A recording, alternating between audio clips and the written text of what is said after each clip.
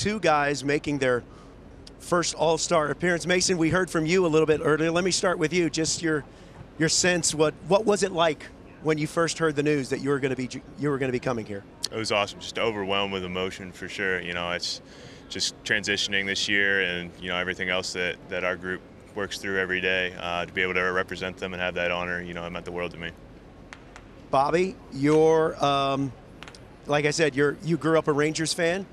What's it like to be playing in this game in this house? Yeah, it's an honor, just with the opportunity of just being able to be an All-Star and then having it 20 minutes away from my home. It's pretty special for sure. So what have you done to get ready for the Derby? Yeah, I had one little practice run-ish, I guess you call it, out in Fenway on Friday. So yeah, that's really it. And then I asked some guys, asked Salvi, what do you think? And even Judge just a minute ago, and he just said, just have your normal BP, just go out there and enjoy it. Enjoy the moment. Who's throwing to you? It's going to be Mason Miller. Yeah, Mason Miller's going to be no, thank you. Yeah, my brother-in-law James Russell, and so it'd be cool. His dad played for the Rangers. He played in the big leagues for a while, and so it'd be good little family ties. Super cool. I want to ask you one more. You mentioned Salvi. What has Salvi meant to your clubhouse? What have you learned from his leadership? I know it's got to mean the world having him around. It's unbelievable. Just the guy he is, both on and off. He's the same guy every day. You can never tell if he went 0 for 4 with 4 strikeouts or 4 for 4 with 4 home runs. And so just so special to share a clubhouse with him. First guy there, last guy to leave, and so it's a lot of fun. Mason, you don't have a great, not a big sample size against Bobby here, but he is 0 for 4 against you. When you're facing Bobby, what is kind of one or two things, without giving up some trade secrets, that you try to keep in mind? Don't give him a cookie. He's not going to miss it. No, I mean, I think just he's looking out over. He's trying to get a pitch he can do some damage on. So, you know, just lead him places where, you know, he thinks he can do some damage and maybe get in on his hands. That's been the spot I've tried to go. And then, you know, if he does get on base, he has the potential to wreak some havoc. Yeah, no, we avoid that at all costs, you know. What do you enjoy more, Bobby? Is it going deep, or is it stealing second, going first to third, or even a triple out of the box? All of the above. They're all pretty. Deep, just anytime kind of it's going runs, deep. yeah, hitting homers. Yeah, I would say get a run, deep, RBIs, sure. whatever it is, and so just any way to kind of get some runs on the board. Yeah. Mason, I want to ask you a question about just transitioning from being a starter. First off, you put on a ton of velocity.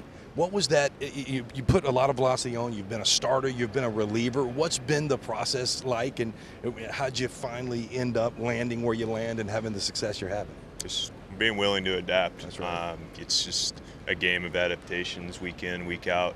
You know, guys are trying to figure you out while you're trying to figure them out.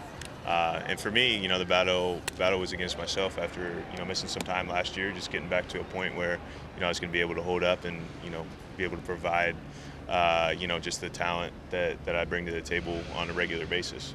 Mason, you touched on it earlier. Your diagnosis, your type 1 diabetes, that diagnosis changed everything for you. And you mentioned how much pride you take in is serving an inspiration for others that are dealing with it as well. Yeah, I think given my platform here, you know, it's kind of my duty, my responsibility to shoulder that. And, you know, I said earlier, it's cool for me to share that moment with those kids or anybody else that's dealing with type 1 diabetes.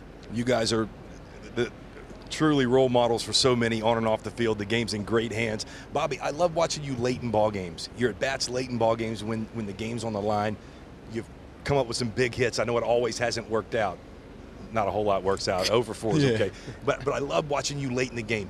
Do you have a different approach? Do you go up there, and how are you so calm and deliver time and time again late in the game? Yeah, just got to slow down the process, really, and just know that you're in that moment for a reason, and just try to take it all in, really, and just know that the guys you're facing in that back end of the game are pretty good. So you can't miss pitches that they give you, and then you just got to compete up there. It's a game that who's mano a mano, who's going to win. So it's a lot of fun, and those I think it's some of the most fun those like in part of the games. Yeah. Well, Mason, congratulations on all your success. Best of luck to you. Enjoy the week. Same for you, Bobby. Best of luck tomorrow, and best of luck tonight in the Home Run Derby. Thank you. Yeah. Thank you guys. Let's go. Big got night. it. Big night.